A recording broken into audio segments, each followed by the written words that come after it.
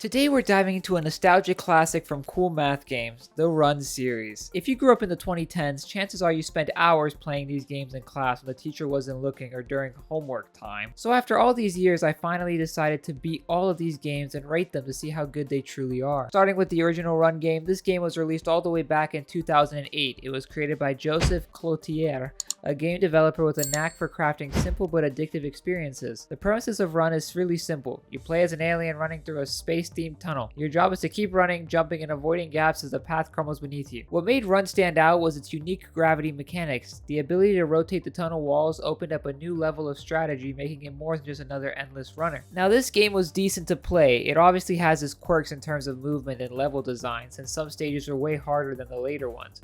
But for such an old game, it has held up very well. This one is obviously the simplest one out of all of them. When you beat the 50 levels that this game has, you get a screen showing you thanks to the creator and whoever made the soundtrack. Very nice. But just 2 years later in 2011, Run 2 was released. Joseph took everything that he worked on in the first game and decided to crank it up a notch, creating, in my opinion, the worst Run game out of the trio. This sequel introduced two playable characters, the runner and the skater. While the runner was more precise and easier to control, the skater was faster, but slid around more, making it challenging to master. But the skater also allowed you to complete the game faster, so it was really your choice of how much patience you had. Run 2 also expanded on the level design, making certain walls you couldn't land on, and the ability to collect orbs for bonus levels. But this game just simply feels clunky. It has random lag spikes, the viewing angles and design made me feel like I was high. It's hard to explain, but it feels like it's zooming in rather than the character moving forward. There was only 25 main levels in this one, which were not hard at all.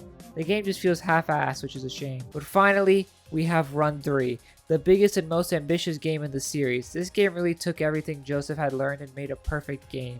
Released in 2014, Run 3 took the franchise to new heights. Joseph created a sprawling game world with over 300 levels if you include all the bonus levels, with multiple characters and a full storyline. Guys! It has lore! This game had the same style as the first game, but it ran so smooth most of the time, and it felt way more fluid and was actually a lot of fun to play. The levels were very challenging, progressively getting harder instead of being a scattered mess. After a few levels, you would have the ability to swap to a new character, and there were pipes you would see in the background that would unlock the bonus stages. There were even cutscenes. Bro, this is truly a work of art. This one I had the most fun completing, and the only one I could see myself actually playing more of on my own time. Once you beat the 65 levels of the main game, you get an interesting little cutscene before being directed to the map to beat the bonus levels. This last game has so much content, it's insane. It was so much fun.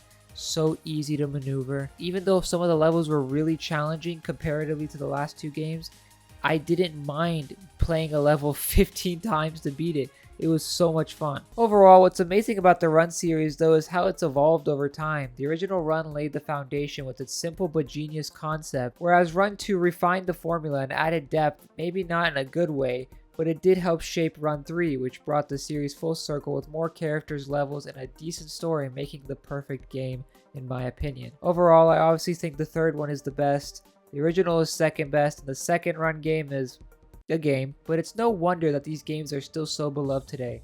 They're easy to pick up, hard to put down, and offer something for every type of player. Plus, let's be honest, they were a lifesaver during those long-ass school days. Anyways, if you enjoyed this video going down memory lane, please leave a like, comment, and subscribe, and let me know which Run game you used to play in school. And if this video gets 50 likes by some miracle, I'll 100% all of the Run games. Thank you guys so much for watching, and I'll see you tomorrow. BVG out.